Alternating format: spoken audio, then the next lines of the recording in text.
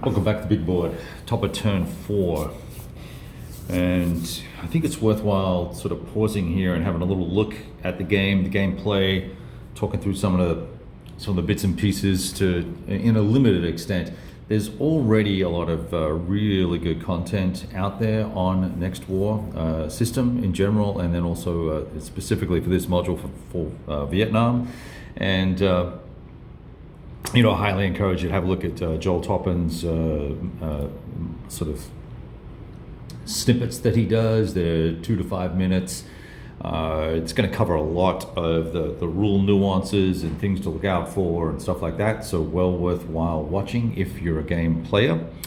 There's also some great on Facebook. If you're on Facebook still, there's the Modern Warfare group. Whoa, there goes the camera.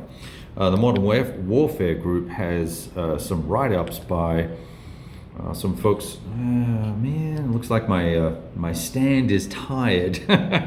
So there's some write-ups that are very well done that sort of talk through the decision-making cycles that the individual exercise for themselves and the gameplay and what occurred, and sort of put it in the modern warfare context. And the chap happens to work in the military-industrial complex, so he had to get approval from his higher powers to be allowed to release his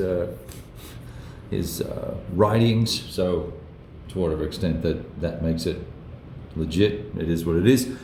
So I'm going to talk to you about my experiences and the way I'm approaching the game, and some of the good, the bad, the ugly, and just the general gameplay and the flow. There's a lot of narrative that comes out of this game just because of the scope and the scale. Now my phone is about to try and escape from the stand. Looks like it might be time for a new stand, guys and girls. This is problematic. I've got a new phone coming, so hopefully it'll fit in this stand. Right, let's have a look. So opening turns 1 and 2, it was a pretty aggressive push by the PRC, by the People's Republic of China, both on this from the north and from this direction over here, from the west, so northwest. And this kind of petered out after racing along here and scavenging a number of VPs, cheap, easy, 1 VP per town. They got pushed back. We rotated some forces over there. And then, mea culpa, made a mistake with the weather. I rolled a storm up, but it's the dry season, and I don't believe you can actually get a storm turn. So turn 3 really was a pivotal turn, and it slowed down this offensive due to a lack of air support and a number of other factors, which we're going to move over to and have a look at the Spratly Islands and the Paracels in a second. This push here went quite well. Turn 3, turn 4, cleared out this hex which had an airfield in it. Cost me some points. I captured this city and then forgot, hey dude, you gotta clear it. So kind of did a little unwinding. I went back and looked at my photographs and unwound that. We unfortunately picked a 6 clearing marker, and I did have another full brigade there, but we've lost 2 steps in this hex trying to clear. It's been really difficult to knock that bad boy out. Really bad rolling by the 81st here. Try and zoom in a little bit there so you can see what I'm talking about. You can see that 6, right? So that's the clearing marker. And this advance over here, it's only gone well because these guys decided to retreat. They found this key road junction here in the jungle. It's easy for the Chinese to be bogged down in this area trying to push through the jungles if you're in the right location, because you can only be attacked from certain directions. All these mech units and stuff can't go through the jungle and all that sort of good stuff. So really slows them down a lot, and it gave the Vietnamese a little bit of time, the SRV forces a little bit of time to sort of consolidate and bring in some additional forces and things of that nature. Of course, in the meantime, over the first 3 turns, 82nd Airborne has been brought in, which is helpful, and they're now starting to get engaged, holding the line. You kind of need to be prepared to just be defensive here, I think. Slow down the offense, wait for the opportunity to recapture the air initiative. There are some downsides to not putting any air up, which is what the SRP and allies agreed to do this time around. Didn't put very much up, and that caused that causes a lot of problems, because once you get air supremacy, it gives you pretty deep reach as the Chinese. So anyway, that's kind of the status quo here. A little bit of a slowdown over on this side of the map. Now that this other corps has arrived, I can't read the number from here, but they're looking to try and push and cut supply off. But of course, these forces have just arrived as well. They need to be put on the map, and they're probably going to come in here, over here, and maybe press in this way and come at this from this angle and try and press on into Hanoi. Hanoi being the key here for for VPs and stuff like that. We're going to get to VP points, victory points in a minute, but let's continue. I have been using sometimes the cyber warfare counters. However, I will admit that I have been forgetting to use them, and when I'm about to roll a die, I go, you know what, I just don't want to roll another die, probably not going to make that much of a big of a difference anyway, so let's move on. But it does add a really significant layer of choices that you get to make, and how you will apply the cyber warfare capabilities can make for some interesting decisions if you choose to dig in deep enough. I've had more than enough challenges with the rules, just because it's been a while, and this is full spectrum, all the advanced rules and stuff, and it's complicated.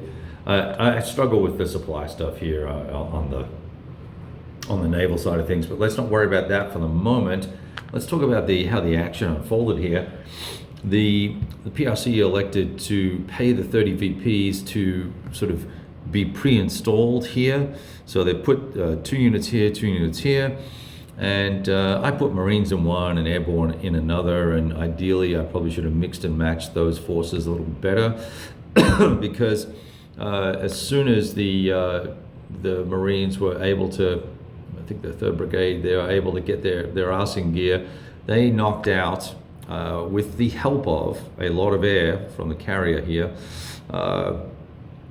they knocked out these forces. Where is that carrier? Oh, it's here. They knocked out those forces at just this turn, which then now prevents, that's 5 VPs a turn for each of these locations. It's slowing down the rate of increase on VPs, which we're going to, hopefully I won't forget to come back to. The Chinese took a bit of an ass kick in here and lost their CV. It's on the game turn track, comes back turn 6. A second CV has been allocated to them. That's over on that big pile on the left that you saw earlier on.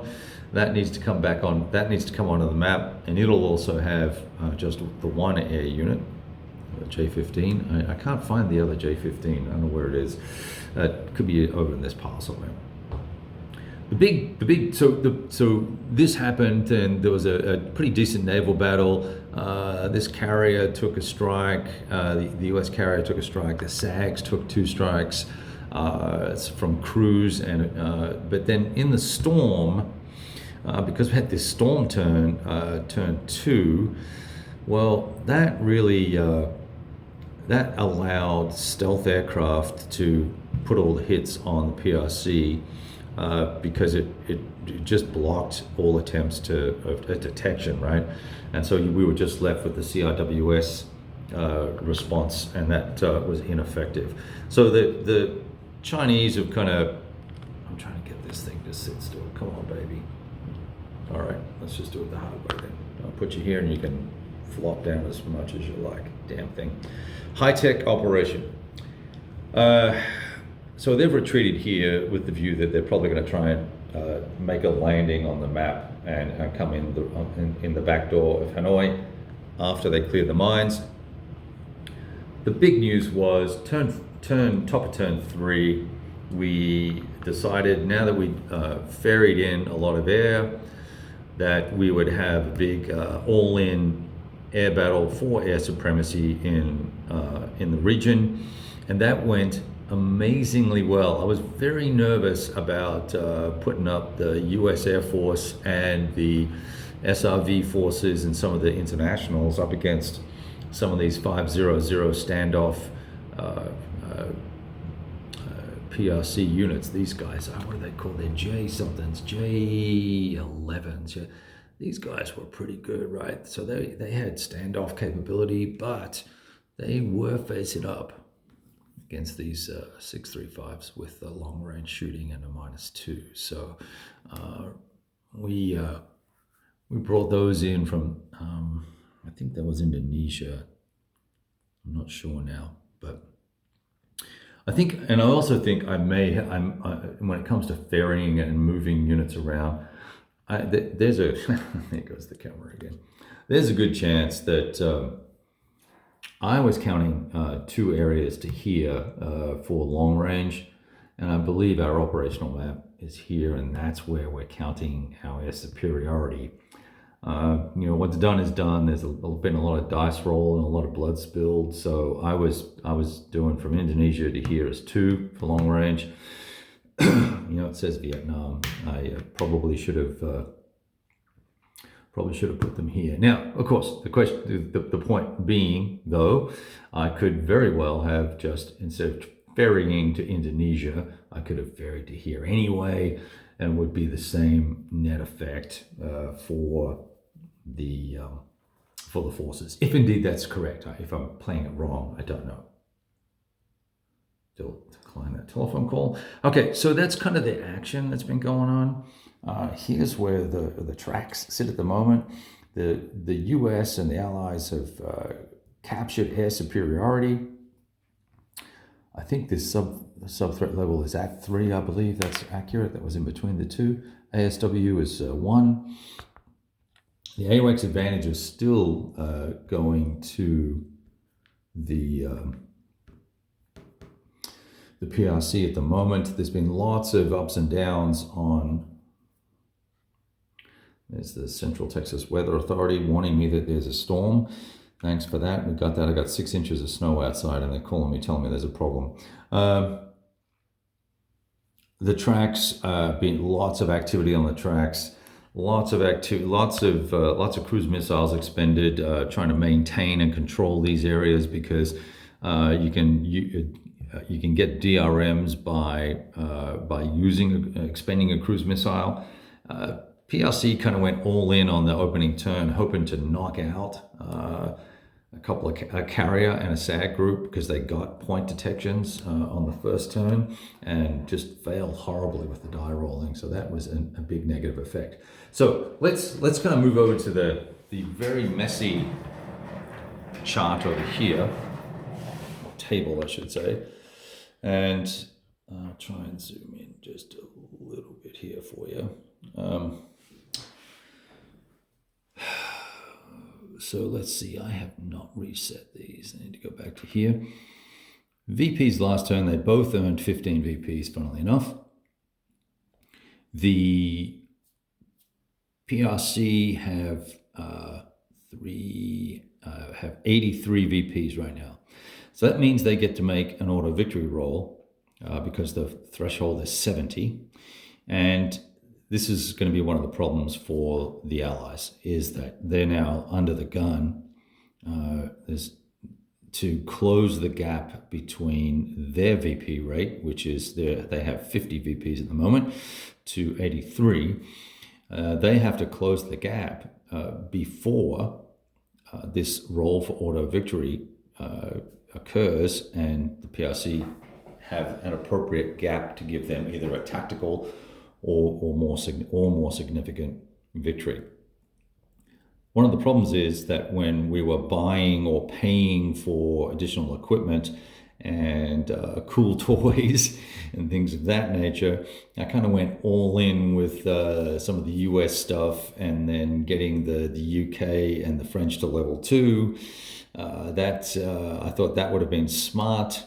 It might not have been so smart, because now we're at turn 3. We're in this auto victory roll situation, and I think that's going to happen every turn based on how I'm reading the rules.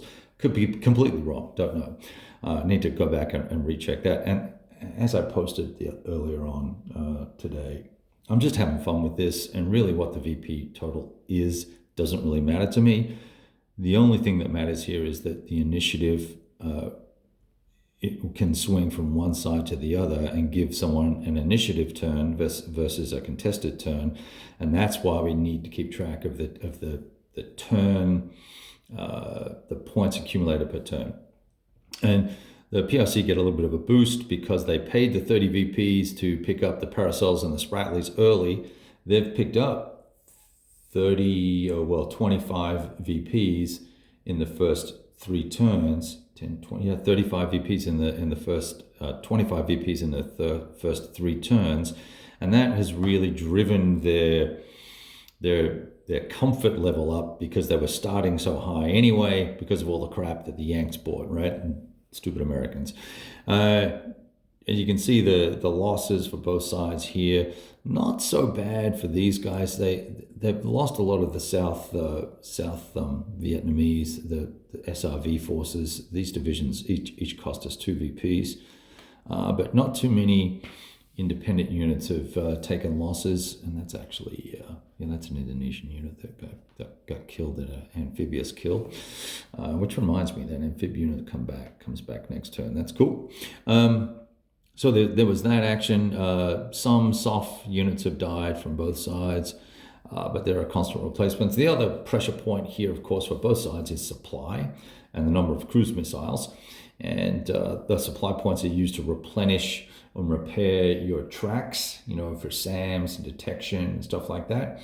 And the Allies have focused on keeping detection high for now, so because they had air superiority, and so they want to be able to run those intercepts, which have been very deadly and very effective this last turn.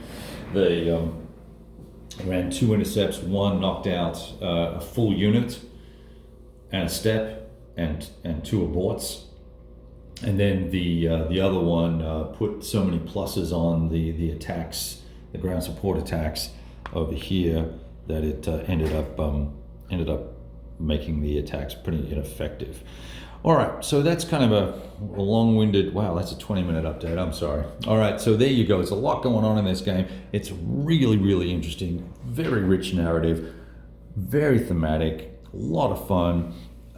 Just as I'm building or rebuilding my muscle memory on all this, I've got to work out, I've got to remember a lot of stuff from my relatively ineffective play of the Poland module, where I really didn't focus too much on the naval stuff. So I'm trying to get the naval side of things more accurately executed, so it reflects the gameplay.